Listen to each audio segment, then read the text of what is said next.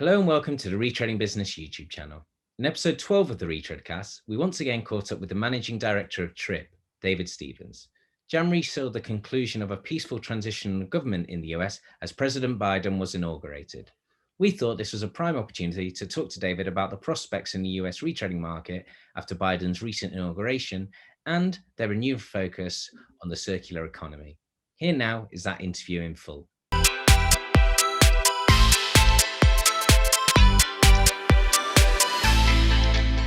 We'll be back very shortly with the second half of David's interview with Vittoria Marangoni. However, in the meantime, we're going to hop over to the USA for one of our regular updates with David Stevens, the Managing Director of TRIB. Hello, David. It's good to talk to you again. Welcome back and Happy New Year. Same to you, Richard. Good to see you guys again. Brilliant. Well, I have to say quite a few things have happened in your part of the world since the last time we spoke. It's been quite an eventful start to 2021 in the United States.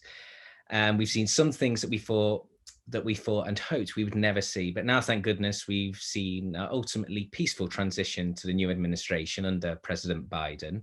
What has been the reaction of your members to the occurrences of the last month? And what are they looking and hoping for from the new government?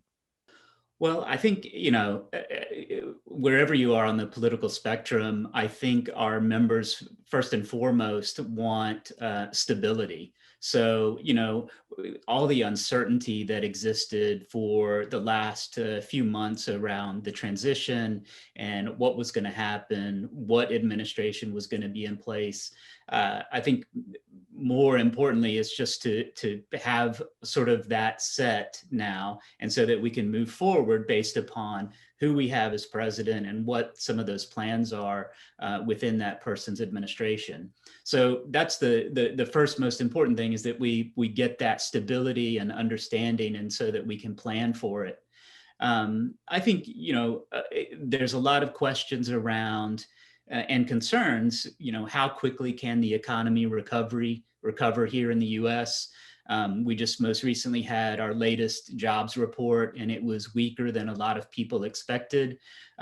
So it's, trying to understand, well, what economic policies, what relief, the COVID relief efforts that can happen through the U.S. political system that can continue to get the economy back to where it should be, which then ultimately releases all of those other areas of retreading, to continue to come back to where it was, and hopefully bigger than it was pre-pandemic.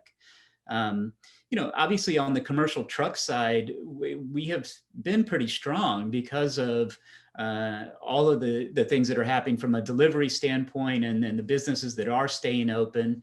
And retreading and all the industries that support retreading were deemed essential businesses in the US. So they've been able to stay open and been able to, depending on what industry they're supporting, perform pretty well, much better than other places and industries such as, school buses or, some of the construction and OTR, a little bit more challenging to operate in. So I think the guys that retread in those segments are looking for, continued improved vaccine rollout, and then continually improving economy that sort of gets us back to where we want to be. Absolutely. And one thing which is very pleasing to see is President Biden's commitment to the environment, which is fantastic from a retreading perspective, and especially from a perspective of sustainability. It's also particularly good to see the speed at which the US has joined the Paris Climate Agreement, but also actions such as the executive order that has encouraged the federal government to switch to electric vehicles.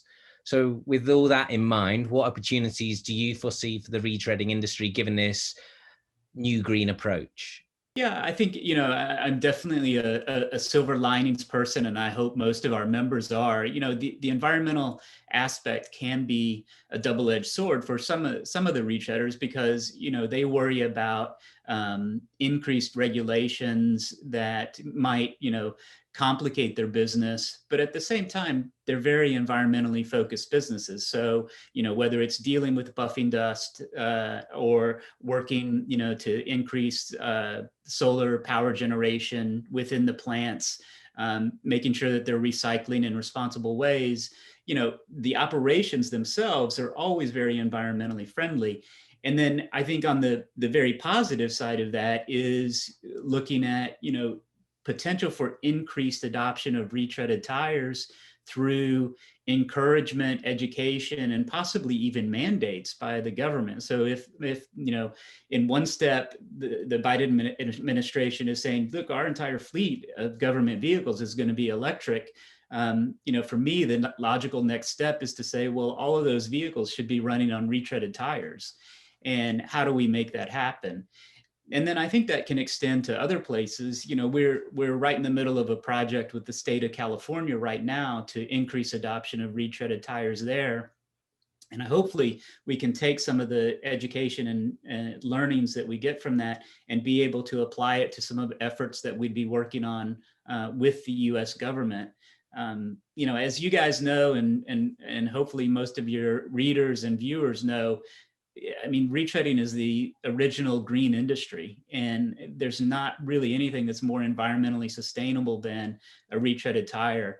And so we're going to do what we can to educate the people in those decision-making positions about the environmental impacts of retreading, and then how we can influence the policies that go to try and increase the adoption of retreaded tires.